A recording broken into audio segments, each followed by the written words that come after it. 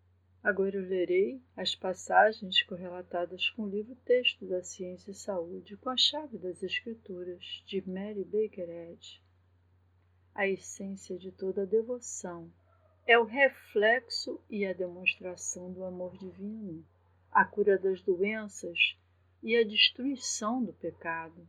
Nosso Mestre disse: se me amardes, guardareis os meus mandamentos. Guardar os mandamentos do nosso Mestre e seguir o seu exemplo é a nossa primeira dívida para com ele e a única prova digna da nossa gratidão por tudo que ele fez. Embora demonstrasse seu domínio sobre o pecado e a doença, o grande mestre, de modo algum, eximia os outros de darem as provas necessárias da sua própria piedade.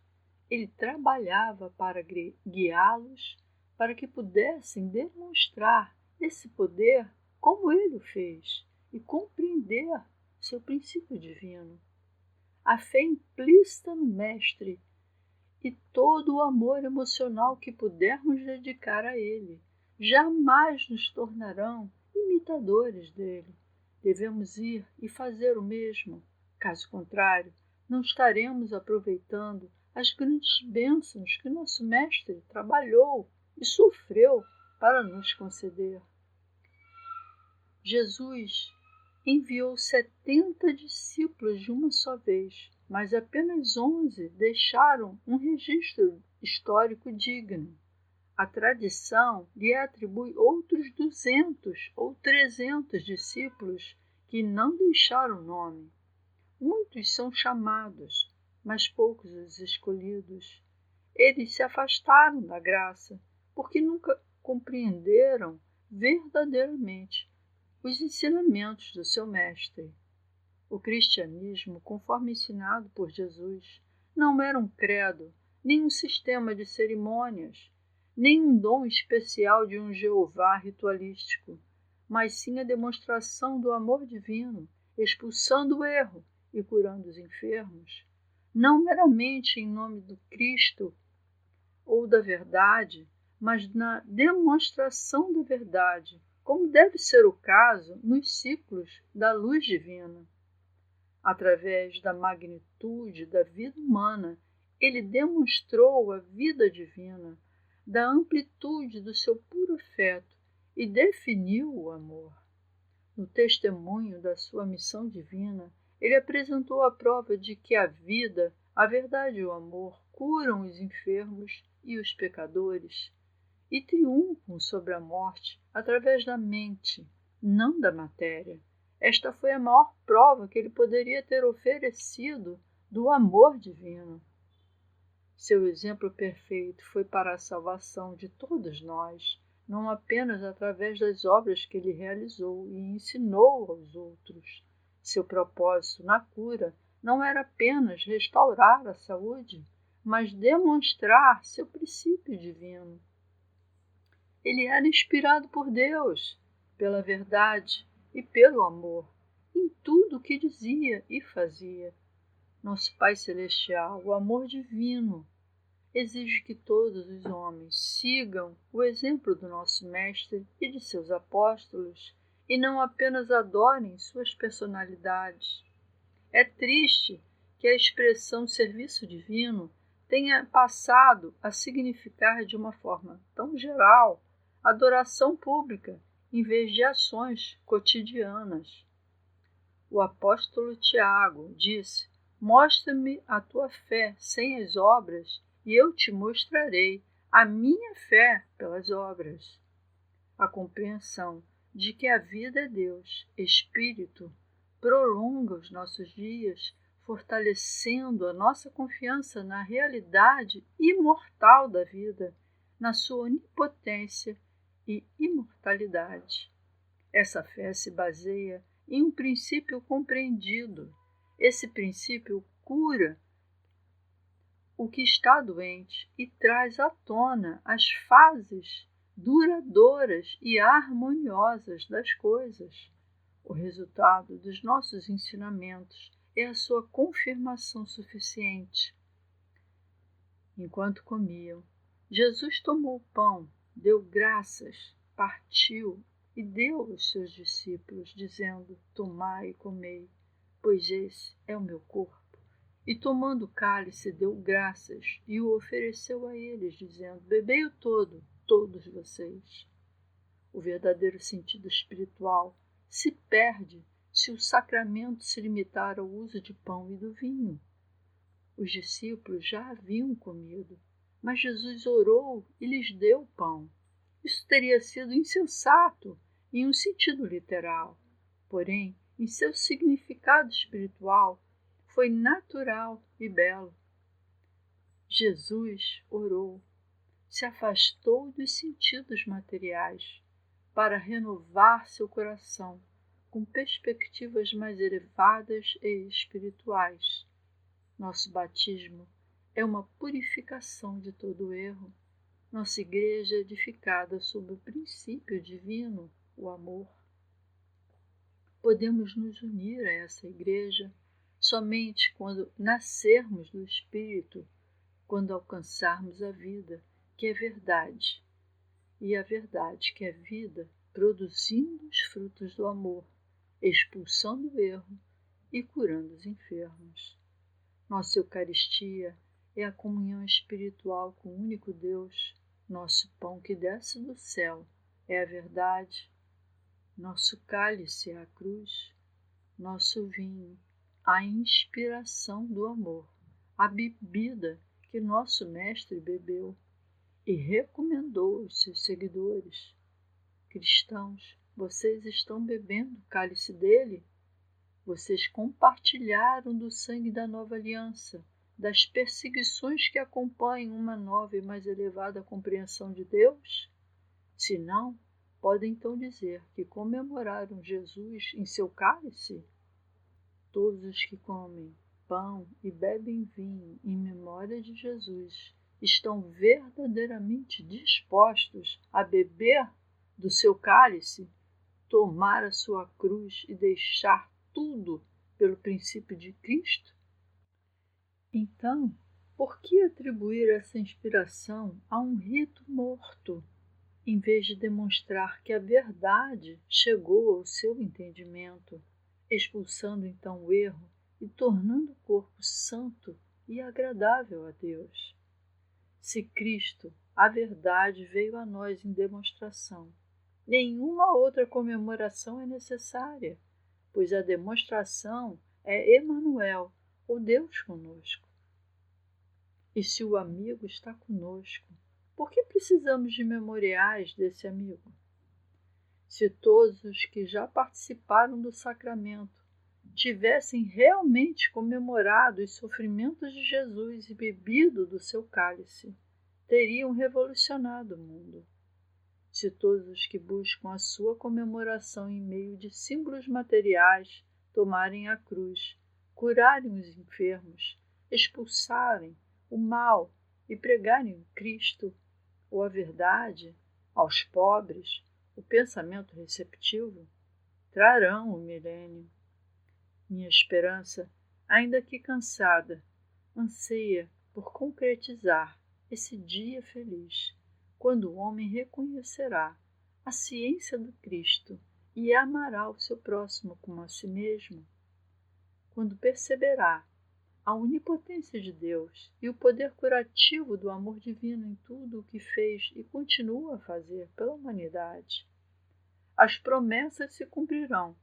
O tempo para o reaparecimento da cura divina é eterno, e todo aquele que deposita tudo o que possui na terra sobre o altar da ciência divina bebe agora do cálice de Cristo e é revestido do Espírito e do poder da cura cristã.